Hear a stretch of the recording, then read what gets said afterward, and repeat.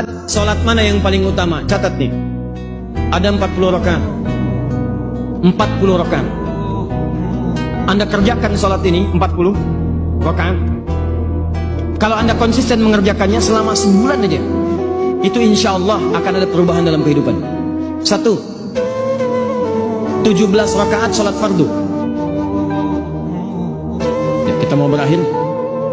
17 rakaat sholat fardu yang wajib.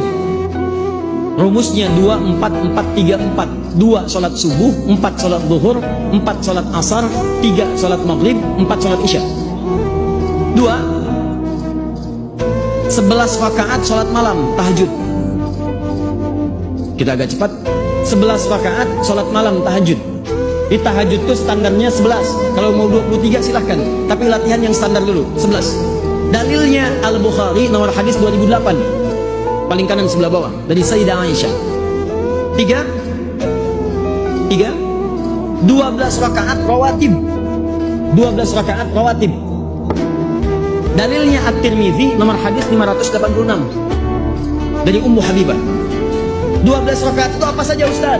2 rakaat sebelum subuh, 2 rakaat sebelum, 4 rakaat sebelum zuhur, 4 sebelum, 2 rakaat setelah zuhur, 2 setelah, 2 tambah 4, 6 tambah 2, 8, 2 rakaat setelah maghrib, 10. Terakhir 2 rakaat setelah isya, 2 rakaat sebelum subuh, 4 sebelum zuhur, 2 setelah zuhur, 2 setelah maghrib, 2 setelah isya. Jumlahnya 12 rakaat. 17 tambah 11 berapa? 28. 28 tambah 12 berapa? 40 rakaat. Tolong jaga 40 rakaat ini, tunaikan siang dan malam dengan benar, maka insya Allah seperti sahabat diwasiatkan oleh Nabi, mereka mengerjakannya dan mendapatkan kemudahan hidup dunia akhirat, maka insya Allah antum pun mendapatkan bagian dari itu semua. Jadi setelah tahajud urutannya istighfar. Setiap dia waktu sahar menjelang subuh dia istighfar dulu.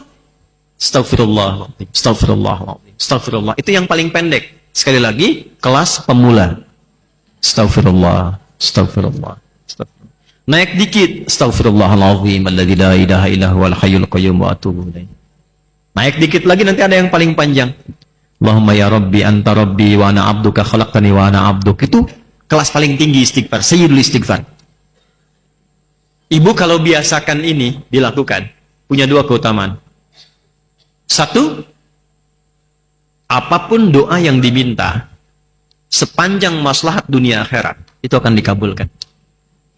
Bahkan ada yang belum minta Allah sudah jawab. Hidupnya nggak capek, Bu.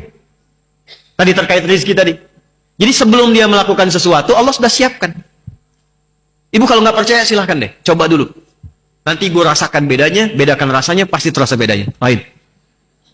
1. Yang kedua, anugerah kedua, Allah sandingkan dengan 4 amalan mulia. Yang 4 ini ada di Quran surah ketiga Ali Imran. Sudah? Ayat 17, paling kiri sebelah atas. As-sabirina was-sadiqina wal-qanitina wal-munfiqina wal-mustaghfirina bil ashar. Quran surah 3 ayat 17. Apa hadisnya? Ada. Ya. Yata'aqabuna fikum malaikatun bil-lail wa malaikatun bin-nahar fayajtami'una fi salati subhi wa salati al-'asri fasa'adu ila Allah subhanahu wa ta'ala. Kalian itu akan diawasi, dicatat amalan oleh para malaikat. Maka malaikat siang dan malam berkumpul di waktu fajar dan asar. Maka mereka naik kepada Allah subhanahu wa ta'ala. Fayaqulullahu ta'ala, ya, maka Allah bertanya kepada malaikat-malaikat itu. Allah maha tahu. Jadi nggak nanya pun nggak tahu. Nggak nanya pun nggak tahu. Coba untuk memastikan tugas ditunaikan dengan sempurna. Dan menunjukkan kepada hamba, malaikat tidak akan mungkin menyalahi perintah. Quran surat 66 ayat ke-6. La ya'sunallaha ma amarahum wa yaf'aluna ma yu'marun. Kadang-kadang ada berita disampaikan itu bukan karena Allah nggak tahu, tapi untuk membuktikan kepada hamba, nih ciptaan saya nggak akan keliru. Nah, kata Allah, bagaimana keadaan hambaku ketika engkau tinggalkan? Kata malaikat, taraktuhu musalliya, saya tinggalkan dia dalam keadaan salat. Kalau sedang salat. Taraktuhu naima, saya tinggalkan dia dalam keadaan tidur. Kalau sedang tidur. Bayangkan teman-teman, subuh, Allahu Akbar, Allahu Akbar. Anda sedang zikir di masjid, bersiap salat. Malaikat naik menyampaikan kepada Allah. Allah katakan, bagaimana hambaku si fulan si Angga sedang apa? Sedang berzikir kepadamu ya Allah. Masya Allah. Bagaimana zikirnya? Sambil tidur ya Allah. Tidur. Zikir. Bagaimana keadaan hambaku si Hakam? Sedang salat ya Allah. Tinggalkan. Yang paling bahaya ketika sedang bermaksiat. Bagaimana keadaan hambaku ketika aku tinggalkan? Ketika engkau tinggalkan? Ya Allah, dia sedang bermaksiat. Allahu Akbar. Anda bayangin aja lah, Anda aja disampaikan laporan pegawai menyampaikan kepada Anda, bos, maaf, saat kamu tinggalkan dia sedang dalam keadaan apa? Waduh Pak, dia sedang ngambilin aset perusahaan Pak. Pelan-pelan dia masukin tuh, gini. Perasaan Anda bagaimana? Pecat dia besok. Untungnya Allah itu rahmatnya lebih tinggi daripada murkanya. Kalau mau tobat, saya ampuni dia. Dorong dia untuk tobat. Nah itu subuh dengan asar. Kemudian yang kedua, setiap pekan. Setiap pekan itu berlangsung 2 kali, Senin dengan Kamis. Hadisnya sahih. Hadisnya sahih di hadis Muslim. Nabi SAW pernah ditanya kenapa beliau menunaikan puasa Senin dan Kamis, khususnya di hari Kamisnya. Hari Senin beliau jawab, hadza yauma waulitu. Hari Kamis, hadza yauma yurfa'u fihi al-amal wa uhibbu an turfa'a amal a'mali wa ana sha'im. Dan saya senang ketika amalan saya diangkat, saya sedang puasa. Nah, pertanyaannya adalah, lihat baik-baik. Kan tadi ditinggalkan sholat, kan? Ditinggalkan sedang sholat. Kenapa Nabi memilih untuk puasa? Kenapa memilih untuk puasa? Karena saat orang sedang puasa itu ada 2 keunggulannya. Lagi-lagi. Yang pertama, ulangi. Kalau orang cuma sholat saja, maka berhenti di situ. Amalan sempurna bagus. Tapi kalau orang dilaporkan dalam keadaan puasa, maka dia punya 2 keunggulan. Yang pertama, Al-Bukhari, Kitabus Siyam, nomor hadis yang pertama, posisi paling kiri sebelah atas. Riwayat sahabat Abu Hurairah. As-siyamu li wa ana ajzi bihi.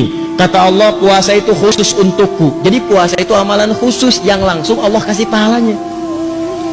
Sholat itu amalan memang wajib, tapi amalan umum, semua orang juga sholat. Jadi ketika Anda sholat yang catat pahala malaikat, tapi ketika Anda puasa yang berikan pahala Allah langsung. Ya. Maka ketika orang puasa, sebetulnya ketika diangkat amalannya dilaporkan kepada Allah sedang puasa, maka lebih tinggi nilainya dibandingkan orang yang standar, karena pada saat itu Allah sendiri memberikan pahalanya. 1. 2. Nah, yang kedua, orang puasa itu umumnya memiliki 2 kemuliaan lagi itu. Anda bayangkan? Apa 2 kemuliaan ini? Yang pertama, orang yang puasa itu umumnya akan gemar meningkatkan amal solehnya. Saya kan sering katakan kepada Anda, kalau orang nggak puasa, ketinggalan fardu aja perasaan biasa. Orang puasa itu ketinggalan sholat sunnah, gelisah hatinya. Coba lihat saat Ramadan, tarawih itu kan sholat sunnah.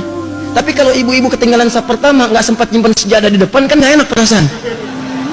Siapa coba di antara ibu yang pernah menyimpan sejadah saat malam tarawih pertama? Padahal sholat sunnah. Kan Anda rebutan itu. Apalagi ketinggalan tarawih, nggak enak perasaan. Silakan cek, apalagi besok ini ditanya, Jeng, tadi malam kemana? Ada kok. Tuh, sebelah mana? Aku sih posisinya seperti hadis Nabi, sebaik-baiknya perempuan paling belakang. Ada aja pokoknya tuh jawaban tuh. Nabi di bawah-bawah itu. Tapi nggak enak, kalau ketinggalan malah nggak enak. Orang kalau nggak puasa, belum tentu punya kecenderungan baca Al-Quran. Tapi kalau puasa, pengennya tilawah, berbuat baik. Itu keunggulan yang pertama. Yang kedua, saya sering katakan, orang puasa itu orang paling hebat yang bisa nahan maksiat. Orang puasa. Silahkan cek. Mabuk, bohong, berkata kasar, gibah, berhenti saat puasa. Silahkan cek, berhenti. Demi Allah saya katakan.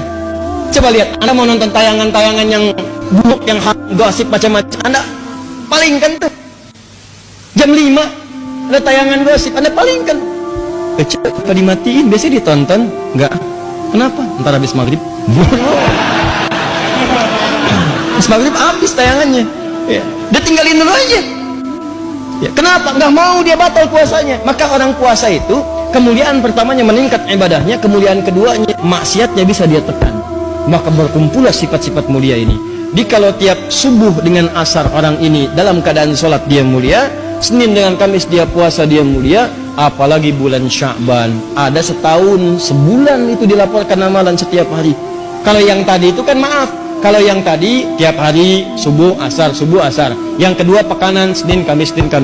Sebulan Sya'ban ini amalan setahun disampaikan kepada Allah. Dari Sya'ban kemarin ke Sya'ban berikutnya.